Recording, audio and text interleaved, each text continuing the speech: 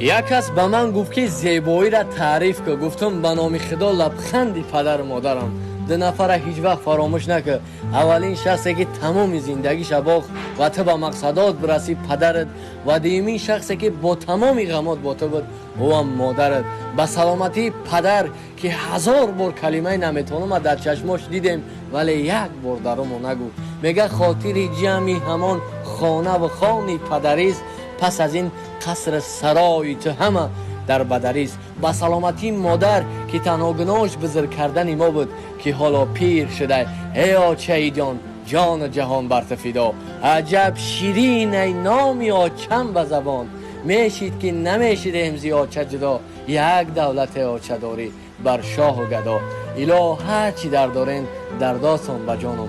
با سلامتی تمام پدر و مادرانی روی دارم.